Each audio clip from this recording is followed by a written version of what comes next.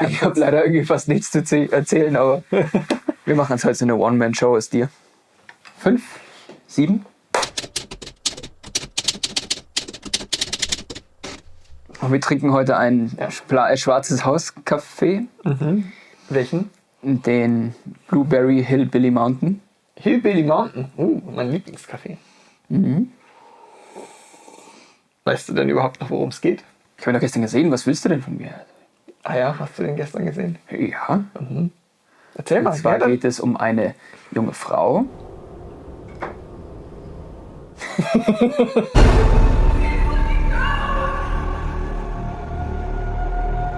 Der Film ist tatsächlich in dem Sinn sehr interessant und einzigartig, da er mich sowohl wahnsinnig gelangweilt hat und gleichzeitig unfassbar genervt. Das Problem ist, dass einem die Charaktere so völlig egal sind. Ich glaube auch, dass es viel mit dem Schnitt zu tun hat, warum einem die Charaktere egal sind.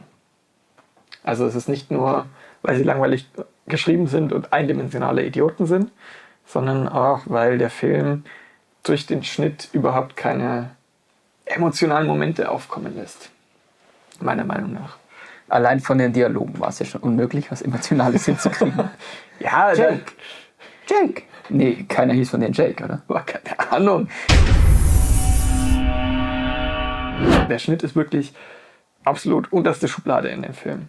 Es fängt schon damit an, nach der, ich sag mal, Eröffnungssequenz am Anfang, wird ja eine unbekannte Frau gejagt in der Nacht und man weiß nicht, was los ist. Und danach springen wir quasi zu der Insel am Tag.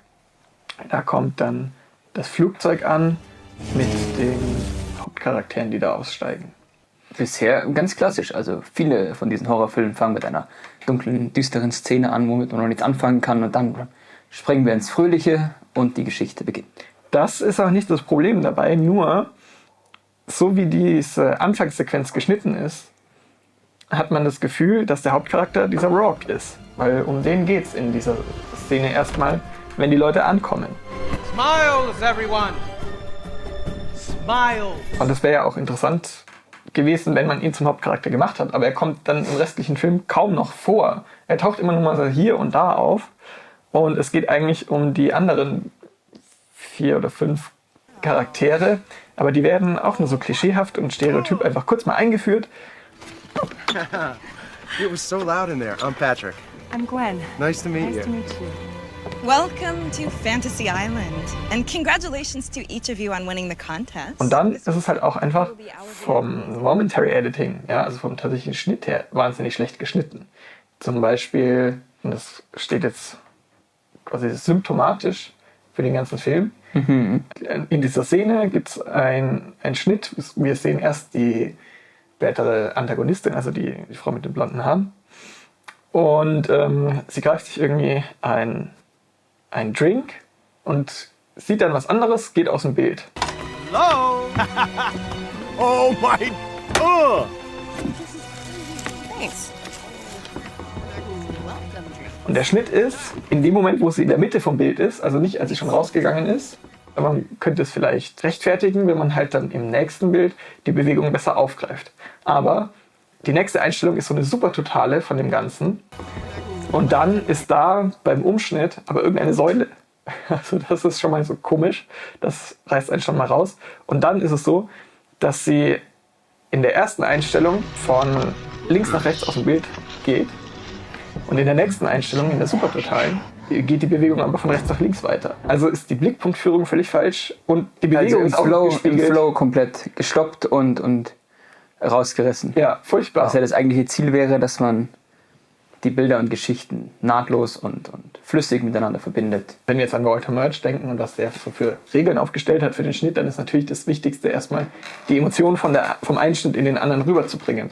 Aber das passiert ja da auch nicht und das sind so Sachen, die mich nerven und wo ich mich frage, warum muss man das so machen? Das wäre doch auch besser gegangen, weil das lag jetzt nicht daran, dass zu wenig Material da war oder sowas, sondern man hätte das schon machen können. Was sie halt dann machen immer, um solche Schnittfehler zu überdecken, habe ich das Gefühl, dass sie Ton sehr viel vorlappen lassen. Also auch Dialog und sowas.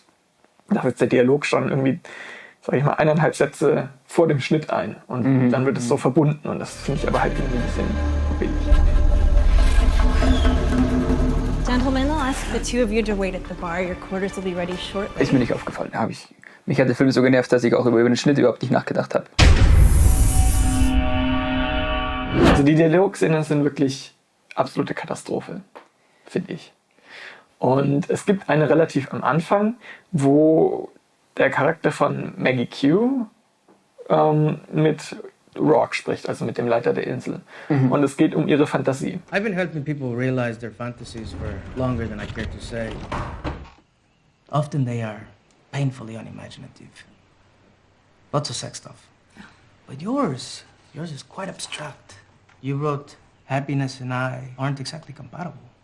Now, mistakes and regrets, we're old friends. So if I had one wish, I guess it would be to get a do-over.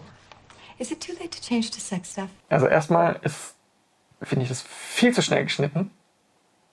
Dann ist es meistens nicht auf der Person, die ich gerade sehen möchte, sondern auf der falschen Person. Das ist ganz komisch. Und währenddessen bewegt sich die Kamera auch immer noch so. Also dadurch, dass es viel zu schnell ist und die Kamera sich dauernd bewegt, wird es so total unruhig und nervig dadurch einfach. Aber diese Szene soll nicht nervig sein. Die soll ja uns quasi ihren Charakter näher bringen und was sie für Probleme hat und das Ganze. Aber das tut es nicht. Gut, sie kommt rein, dann ist es so in einer Halbtotalen, sage ich mal, wie sie gefilmt werden. Und dann geht es ganz schnell aber in so eine nähere Einstellung. Und dann bleibt der Dialog in diesen näheren, da gibt es 2 verschiedene jeweils auf sie und auf ihn. Benutzt diese näheren Einstellungen. Und dann kommt eigentlich der Wendepunkt im Dialog, weil er fragt sie vorher, ob sie denn Kinder haben wollte. Do you want to have children? I'm sorry, is this a therapy session or a vacation? If you're lucky, both. I always pictured myself with just one little girl. And with whom did you hope to have this little girl? Miss Olsen, regret is a disease. Und das ist eigentlich auch der emotionalste Moment. Und jetzt darfst du mal raten, bei dieser Frage, in welche Einstellung springt die Szene? Total? Ja. Und dann, Total schlecht. Ich glaube, ich weiß, was sie damit tun wollten. Nämlich sagen, okay, hier passiert jetzt was Neues. Aber es ist die falsche Einstellung dafür. Es funktioniert leider überhaupt nicht. Da müssen wir es vielleicht anders machen. Wir sind nah auf ihr, wie sie erzählt, ja, sie hat damals einen Fehler gemacht, sie wollte eigentlich heiraten. Und wenn wir die dann verstanden haben, dann springen wir raus in die Totale und man sieht, sie ist allein da, klein und ohne ihren Ehemann. Das wäre eine Möglichkeit, aber leider ist das Bild nicht so aufgebaut. So ist der ganze Film und dann kommt eben noch dazu, dass es viel zu schnell geschnitten ist, viel zu viel hin und her und dann bewegt sich die Kamera so und beim anderen steht wieder so und ohne Gefühl für die Emotion und die Aussage des Bildes gerade im Dialog. Es funktioniert halt nicht auf einer unterbewussten emotionalen Ebene. Es funktioniert nur, wenn man dann sagt, jetzt denke ich drüber nach und jetzt weiß ich, was sie machen wollten. Ja, aber erst wenn ich drüber nachgedacht habe. Also, das ist doch auch gar kein Ziel erstmal vom Dialogschnitt, glaube ich, dass du da ewig drüber nachdenkst, das musst du fühlen. Ne? Vor allem nicht bei so einem Film. Die Theorie bei Schnitt ist ja, also du schneidest immer dahin, wo der Zuschauer gerade hinschauen würde. Ja. Wenn du jetzt bei dem Gespräch dabei bist, würdest du ja auch den einen anschauen, den anderen, wie er darauf reagiert und dann guckst du ihn an, was er sagt. Und Ja. so brauchst du, glaube ich, den Flow, musst du rausfinden, wo würdest du hinschauen, jetzt was interessiert gerade oder was ist wichtig für die Emotionen und die Geschichte. Und bei dem Film wirkt es, als ob der Zuschauer so macht.